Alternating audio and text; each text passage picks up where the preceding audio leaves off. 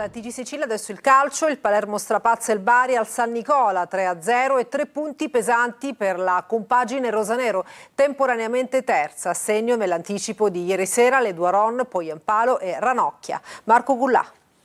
Il Palermo domina, vince e convince. Al San Nicola netto 3-0. I rosanero tengono al guinzaglio il Bari e mettono in cascina 3 punti, che sono un segnale chiaro al campionato.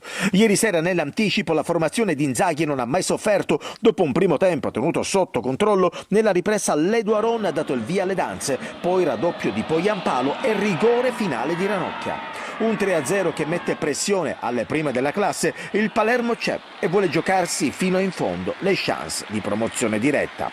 Riavvolgiamo il nastro, Inzaghi inserisce Leduaron assieme a Palumbo e Poyampalo. Il primo squillo arriva proprio con il francese che con un sinistro al volo sfiora il palo alla sinistra di Cerofolini. L'occasione più ghiotta arriva però sui piedi di Bani. Segre tira in porta, Cerofolini respinge e la palla arriva sui piedi del difensore che a porta praticamente spalancata spreca clamorosamente l'occasione del vantaggio. Poi Ranocchia da buona posizione non c'entra la porta. Ripresa 57esimo, Ceccaroni di prima intenzione pesca Leduaron sul secondo palo. Terzo tempo perfetto del francese che insacca di testa alle spalle di Cerofolini e vantaggio Palermo. La formazione di Inzaghi non sbaglia nulla e gioca al gatto col topo. Il Bari non esiste. Arriva così il raddoppio, palla illuminante di Palumbo per Poyampalo che di testa buca Cerofolini tra due centrali biancorossi. Il finlandese si fa anche male, uscirà poco dopo per precauzione. C'è tempo anche per il rigore conquistato da Gyasi che batte magistralmente Ranocchia. 0-3 e Palermo che sfiora anche il quarto gol nel finale. 3 punti pesanti, i rosanero ruggiscono in attesa dei passi falsi delle dirette concorrenti. E tra poco il Catania in campo neutro a Potenza contro il Sorrento. Sentiamo le ultime dal nostro inviato Marco Carli. Stadio Alfredo Viviani, un impianto che sta diventando abituale per il Catania in questi anni di Serie C. Oggi l'impegno alle 14:30 è in casa del Sorrento che gioca in questo campo a Potenza a circa 150 km proprio da Sorrento.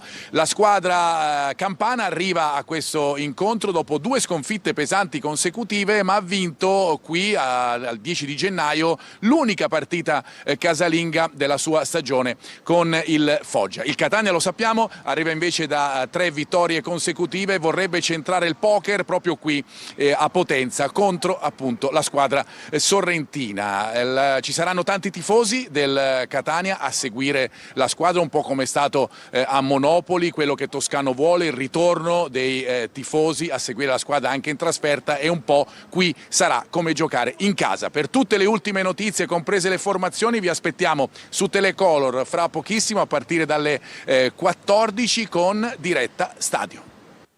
Impegni casalinghi domenica per Trapani e Siracusa. I Granata ospitano al provinciale l'Altamura, gli azzurri al De Simone il Crotone. Sergio Colosi. Trapani e Siracusa, gemelli nelle disavventure ma distanti nel rendimento, domenica tornano in campo per misurarsi rispettivamente contro team Altamura e Crotone. 11 cessioni e 9 acquisti nel mercato Granata condizionano non poco le scelte di formazione di Aronica, che potrà contare sul rientro per fine squalifica del centrocampista Marcolini. Il periodo è positivo con 3 vittorie, Casarano, Sorrento e Casertana, e il KO di Latina nelle ultime 4 giornate. Antonini lancia messaggi distensivi alla tifoseria, aprendo la gradinata a 3 euro, un invito per ripartire insieme con l'obiettivo salvezza, anche se il presidente ha parlato di play-off. Penalizzazioni e riduzione degli investimenti pesano non poco, ma in campo il Trapani cerca nuove conferme contro l'Altamura che delimita il centro classifica. Stessi problemi per il Siracusa, aggravati da 3 sconfitte consecutive, Monopoli, Cerignola e Benevento, che hanno allontanato il traguardo stagionale. Gli azzurri inseguono il riscatto al De Simone contro il Crotone, alla ricerca del miglior piazzamento possibile in chiave play-off. Panchina per gli ultimi acquisti, mentre farà parte dell'11 titolare Di Paolo, appena ceduto al Cagliari, ma in Sicilia fino alla conclusione del torneo. E per questa edizione è tutto. TG Sicilia torna alle ore 20. Grazie per averci seguito e buona giornata.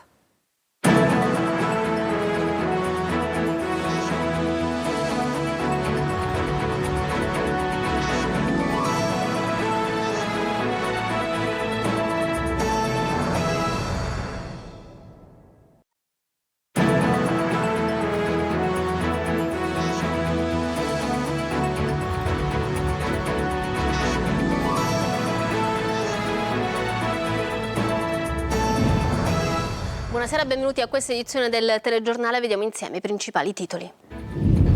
A Niscemi un nuovo crollo fa aumentare la paura e fa riemergere 30 anni di promesse mancate, fondi stanziati e mai spesi. Le case lungo il margine del precipizio della frana continuano a sbriciolarsi, stavolta a crollare giù è una palazzina di 3 piani. Lunedì intanto riapriranno le scuole.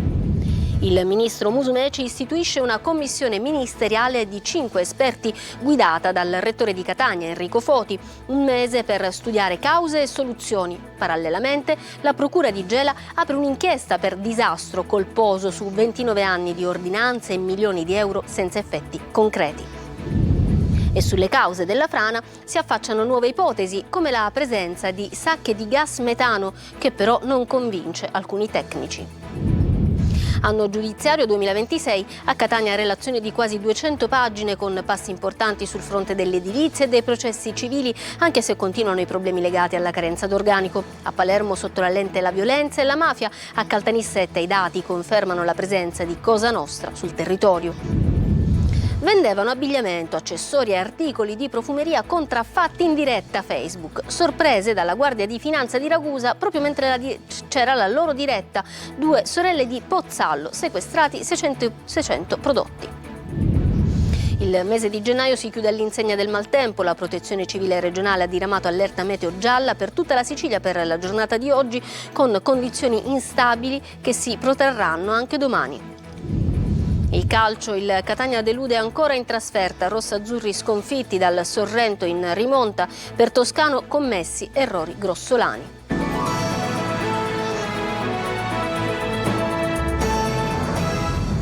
Bentrovati. Dunque Niscemi continua a essere inghiottita dalla frana. Dopo 48 ore di pioggia ininterrotta, una palazzina di 3 piani cede nel quartiere Sante Croci, un disastro annunciato da decenni. Già nel 1997 lo Stato parlava di interventi urgenti, mai realizzati, e di fondi stanziati ma rimasti inutilizzati. Intanto lunedì riapriranno le scuole. Sentiamo tutto da Gerri Italia. Alla fine è venuta giù, è crollata una palazzina di 3 piani nel quartiere Sante Croci, uno dei rioni più esposti di Niscemi, sospeso sul costone franoso caduto a valle 7 giorni fa. L'edificio si trovava a pochi metri dall'immagine simbolo dell'auto rimasta in bilico sul precipizio. Da 48 ore sulla città piove senza sosta. Il crollo è solo l'ultimo atto di un dissesto che avanza lentamente ma inesorabile. Gli edifici adiacenti, anch'essi affacciati sul costone, appaiono squarciati. Dall'alto si vedono stanze aperte nel vuoto, mobili, elettrodomestici, fotografie appese ai muri, frammenti di vita quotidiana, famiglie e bambini. Le case si sbriciolano giorno dopo giorno fino al cedimento definitivo. Eppure la frana di Niscemi era stata definita urgente già nell'ottobre del 1997. In un'ordinanza pubblicata sulla Gazzetta Ufficiale nel novembre successivo si parlava chiaramente della necessità immediata di monitorare l'area, acquisire dati tecnici e progettare interventi di messa in sicurezza. In quegli stessi giorni l'allora segretario alla Protezione Civile Franco Barberi denunciava una situazione di completo disordine. Assenza di drenaggi, acque superficiali e reflue scaricate senza canalizzazione nonostante il vincolo idrogeologico. I fondi c'erano, parte dei 250 miliardi di lire assegnati alla Regione Sicilia per il dissesto idrogeologico e altri 3 miliardi già stanziati ma mai utilizzati. Quella frana si sarebbe potuta evitare, disse Barberi parlando di ordinaria malamministrazione. Oggi, a distanza di quasi 30 anni, quelle parole risuonano come un'amara profezia. Il 118 potenzia il servizio a Niscemi, una decisione concordata con l'assessorato regionale alla salute nell'ambito delle misure per fronteggiare l'emergenza frana, lo afferma Riccardo Castro, presidente della SEUS, la società consortile che gestisce il servizio di emergenza sanitaria in Sicilia. Rimaniamo in tema della frana di Niscemi perché le polemiche e le inchieste post frana si susseguono. Ovviamente è stata istituita con decreto del ministro della Protezione Civile una commissione di studio per accertare le cause e le condizioni di rischio. Sentiamo Manlio Viola. Una commissione di studio per verificare l'andamento della frana di Niscemi, i motivi per i quali è divenuta così rovinosa, ma anche per proporre interventi di mitigazione dei danni e del rischio. È stata istituita con decreto dal ministro della Protezione Civile Nello Musumeci, che ha posto alla guida di questo gruppo di 5 esperti il rettore dell'Università di Catania Enrico Foti. La commissione avrà un mese di tempo per consegnare le proprie conclusioni e potrà avvalersi anche del Dipartimento della Protezione Civile Nazionale e del Dipartimento Casa Italia. Di fatto, parallelamente all'indagine un'indagine amministrativa su quasi 30 anni di ritardi, si potrà procedere a studiare il fenomeno e le soluzioni, ma intanto un'indagine di natura penale è stata avviata anche dalla Procura di Gela, che invece vuole vederci chiaro su 29 anni, 9 ordinanze di protezione civile solo fra il 97 e il 2002, stanziamenti per decine di milioni di euro che sembrano non aver portato a nessun intervento, almeno fino al 2023. L'inchiesta senza indagati, che ipotizza per ora il reato di disastro colposo, comincerà dall'acquisizione di una montagna di documenti, ovvero i provvedimenti assunti in questi 29 anni dalla frana del 97 in poi. La Procura di Gela la prossima settimana nominerà i suoi 3 periti per ricostruire questi anni di ritardi. Intanto proprio oggi agli agricoltori della Piana di Catania il presidente dell'ARS Gaetano Galvagno ha anticipato che il prossimo 12 febbraio verranno in Sicilia su suo invito tutti i presidenti dei consigli regionali d'Italia. Terranno seduta a Niscemi perché secondo Galvagno in Italia pochi hanno capito la portata degli eventi siciliani. E la frana di Niscemi è allo studio di geologi e ingegneri. La situazione è in evoluzione e si affacciano nuove ipotesi sulle cause, come la presenza di sacche di gas metano, che però non convince alcuni tecnici. Il capo della Protezione Civile siciliano intanto ha firmato un'ordinanza per indagare sulle cause. Emanuela Corsi. Il capo della Protezione Civile siciliano ha firmato un'ordinanza che prevede la realizzazione di un'analisi del rischio idrogeologico nel territorio e di un programma di indagini geognostiche, geotecniche e di monitoraggio strumentale finalizzato ad accertare le cause del dissesto, oltre che la predisposizione di un sistema di sorveglianza. Bisogna fare le indagini geotecniche, le varie indagini in situ, e allora individuare la profondità, l'estensione, lo sviluppo di questa superficie di scorrimento. Tra le cause del disastro si affaccia la teoria del segretario generale dell'autorità di bacino Santoro, che ipotizza che l'innesco potrebbe essere stato favorito dal cedimento di strati profondi del terreno in connessione con la presenza di sacche di gas metano. Non mi sembra molto verosimile il discorso delle sacche di metano. Abbiamo avuto anche di piogge piuttosto intense che sicuramente avranno aumentato il livello delle pressioni neutre, delle pressioni interstiziali. Punterei più su questo.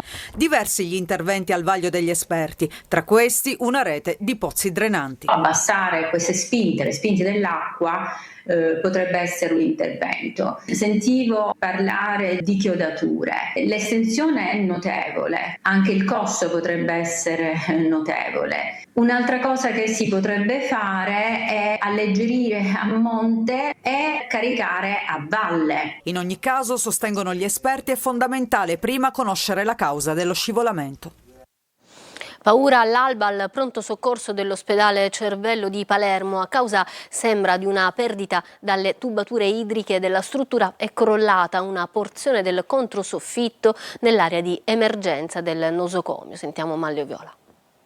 Paura all'alba al pronto soccorso dell'ospedale Vincenzo Cervello di Palermo. A causa, sembrerebbe, di una perdita dalle tubature idriche della struttura è crollata una porzione del controsoffitto dell'area di emergenza del nosocomio. Nel crollo dei pannelli è rimasta ferita una operatrice sociosanitaria che ha riportato una frattura al naso non grave. Il crollo non ha riguardato fortunatamente l'area dove in quel momento si trovavano i pazienti in attesa.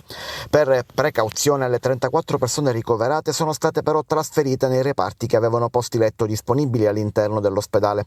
Intorno alle 12:30, riferiscono dalla direzione strategica dell'ospedale stesso, la tubatura è stata riparata e il pronto soccorso è tornato pienamente operativo, anche se, precisano, le attività in urgenza non sono mai state sospese.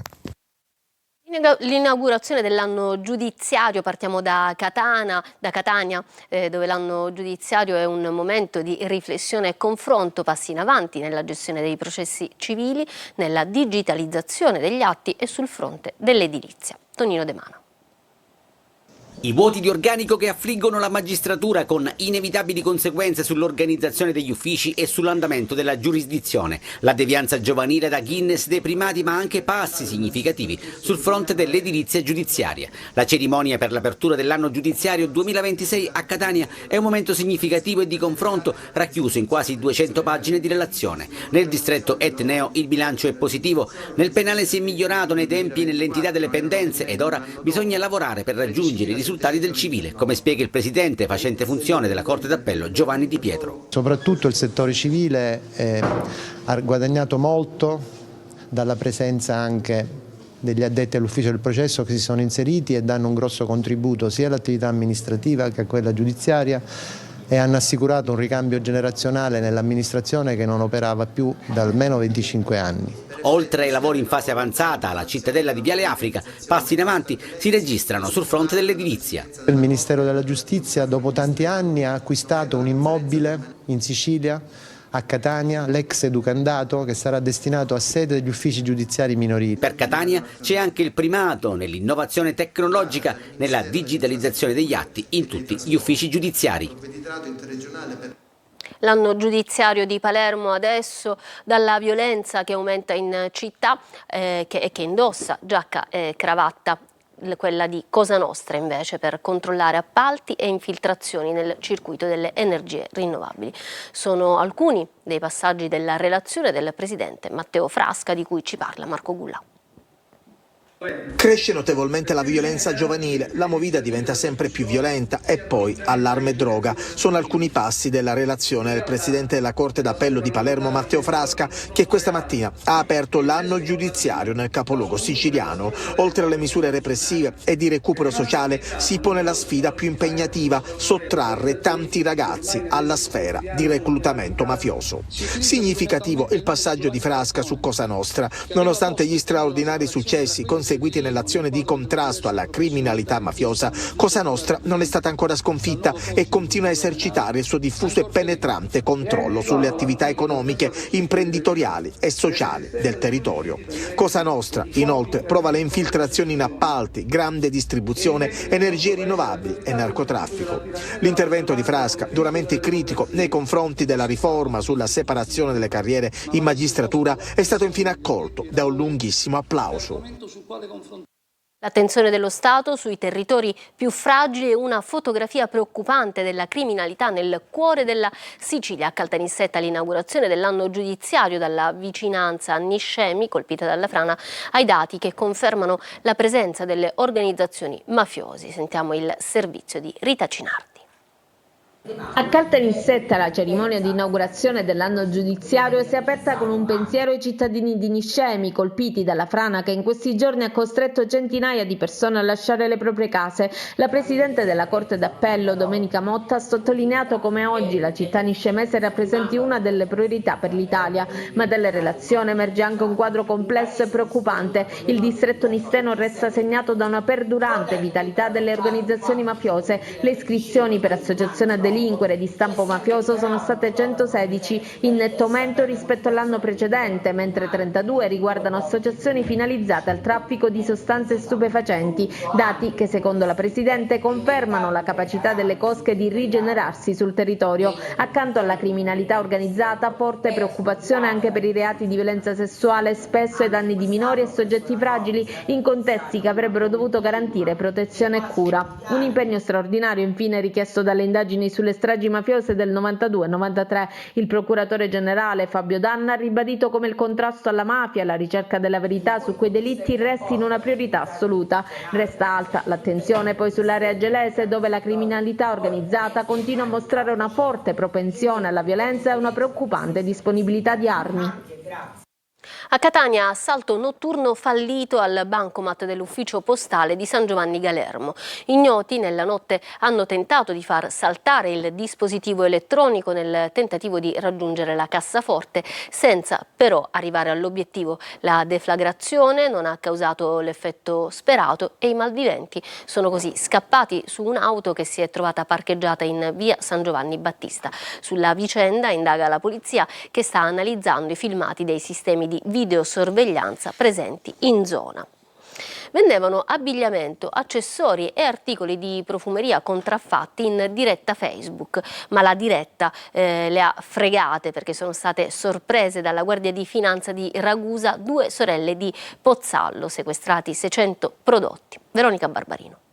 Dirette Facebook, post e promesse di affari imperdibili. Dietro lo schermo, due sorelle di Pozzallo che all'interno di un garage di un terzo indagato avrebbero messo in vendita online a prezzi stracciati prodotti di grandi marchi italiani ed esteri risultati contraffatti. Un vero e proprio mercatino digitale del falso smantellato dalla Guardia di Finanza di Ragusa. Un sistema di vendita studiato nei dettagli, con dirette streaming, commenti in tempo reale ed estrazione a sorte con premi per aumentare le visualizzazioni.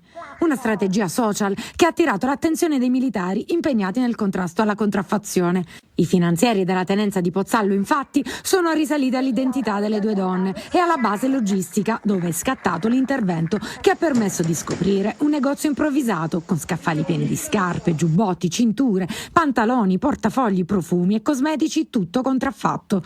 Oltre 600 gli articoli sequestrati, anche a seguito delle perquisizioni nelle residenze delle due sorelle. 3 le persone denunciate per ricettazione e commercio di prodotti falsi. Le indagini non si fermano. Adesso tocca ricostruire la filiera del falso e la rete dei clienti, per i quali sono previste sanzioni amministrative. Quando si dice il bello della diretta, parliamo del tempo adesso, anzi del maltempo, perché è un weekend di allerta gialla in Sicilia con vento forte e mareggiate. Adelaide Barbagallo. Il mese di gennaio si chiude all'insegna del maltempo. La Protezione Civile regionale ha diramato allerta meteo gialla per tutta la Sicilia per la giornata di oggi, con condizioni instabili che si protrarranno anche domani. Un'allerta che fa crescere la preoccupazione nei centri colpiti dal ciclone Harry e a Niscemi per la frana, che si teme possa avere altri importanti e repentini scivolamenti. Le previsioni parlano di una fase perturbata destinata a interessare l'isola per 24-30 ore, con precipitazioni diffuse anche a carattere di rovescio temporale, accompagnate da forti raffiche di vento e attività elettrica. Le precipitazioni saranno più frequenti e intense, spiega Alfredo Ragonese di Meteo Sicilia, sul versante ionico nord-orientale. Le temperature si stanno abbassando, scenderanno sotto i 5 gradi nelle province interne come Enna e Caltanissetta, i valori più alti tra Palermo e Messina. Una fitta nevicata è caduta sull'Etna e il vulcano stamattina si è presentato imbiancato. Le piogge diventeranno più intense nella serata e ci saranno anche venti forti che domani diventeranno di tramontana quando le piogge si sposteranno sul versante tirrenico e messinese, con un miglioramento previsto al sud della Sicilia. Quindi una risalita di aria calda farà alzare le temperature. Lunedì il vortice ciclonico avrà lasciato l'isola e ci sarà sino a martedì un clima più mite. Da una novella di Giovanni Verga, Capinera, lo spettacolo in scena stasera e domani al Centro Zoo di Catania per raccontare le libertà negate. Orazio Longo.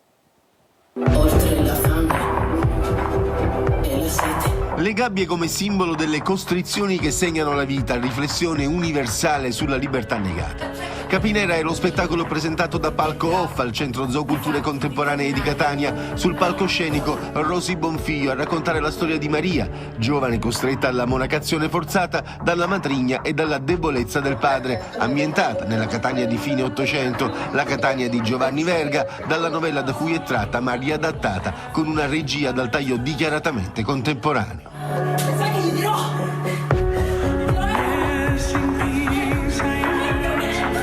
La narrazione è un flusso sonoro e fisico dove la musica elettronica, la voce e il corpo dell'attrice si intrecciano in un'esperienza sensoriale unica con la scena che diventa un campo di battaglia tra il corpo e la mente. Lo spettacolo, vincitore del premio Palco Olf al Fringe Italia Off 2024 e di una menzione speciale di retablo, nasce nel 2016 vincendo il bando del Teatro Studio 1 di Roma.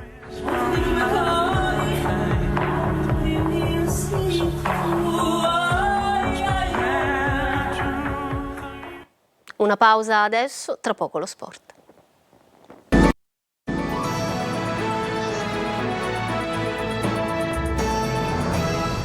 Ritorniamo in studio con lo sport. Il Catania perde a Potenza contro il Sorrento. Dopo un ottimo avvio e la rete di Forte, i rossazzurri scompaiono dal campo e il Sorrento prima pareggia e poi vince, rimonta appunto e vince. Sentiamo la cronaca dall'inviato Marco Carli.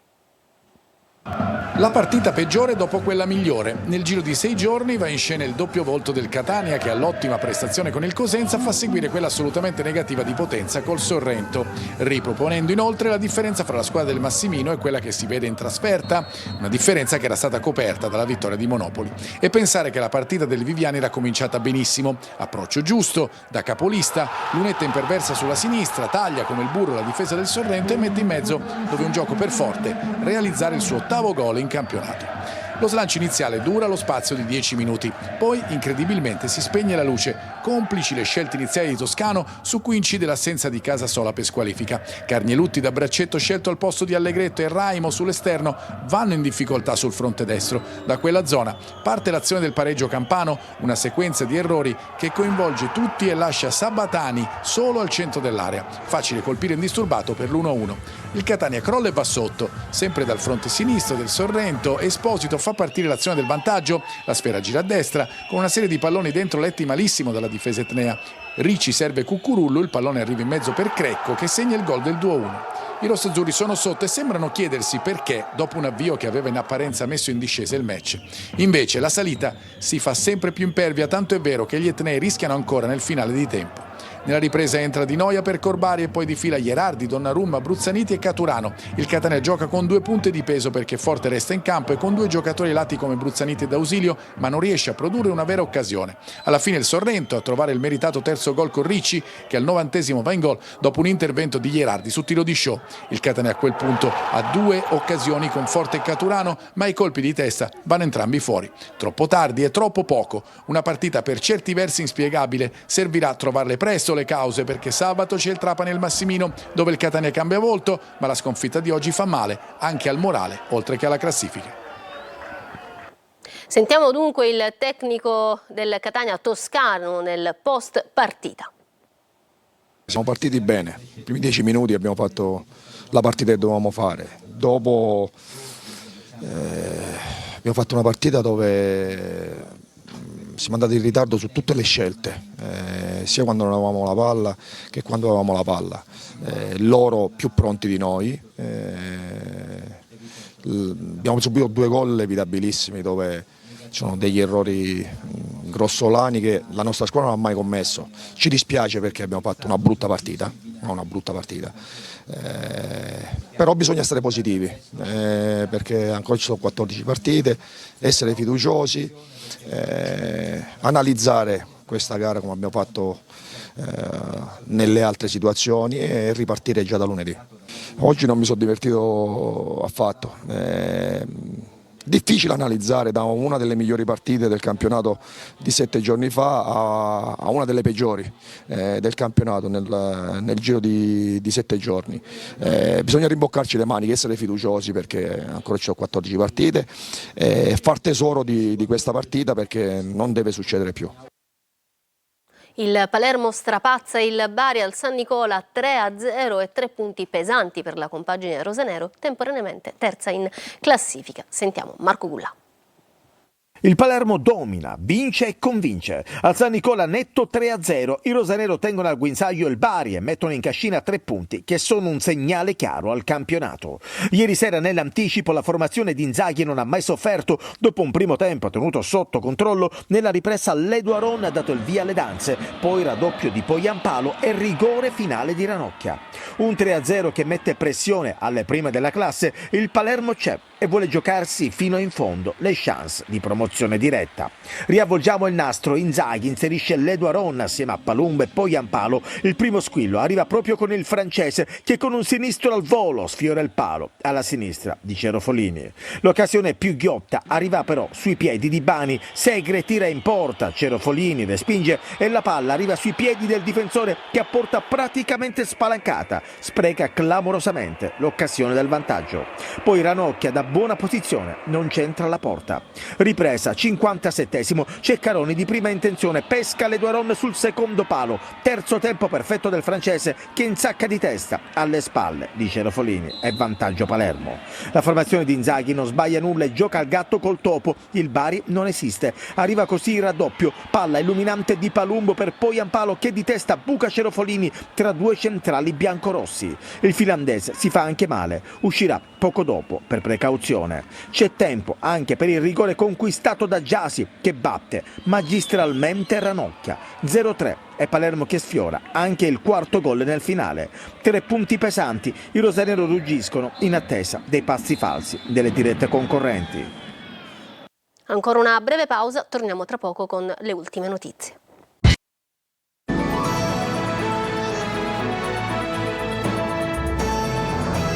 Ritorniamo in studio. Prima di chiudere ancora una notizia, perché il cadavere di una donna, di una migrante, è stato recuperato in mare da SOS Mediterranee nel canale di Sicilia, nell'area di ricerca e soccorso maltese. Non escludiamo possa trattarsi di una delle 380 vittime scomparse la scorsa settimana dopo il ciclone Harry, si legge in una nota della ONG. Secondo quanto si è appreso, la nave della ONG sarebbe diretta verso il porto di Siracusa per il trasbordo della salma. Questa dunque era l'ultima notizia. Noi vi ringraziamo per essere stati con noi. Da parte mia e dei tecnici della regia un buon proseguimento di serata. Arrivederci.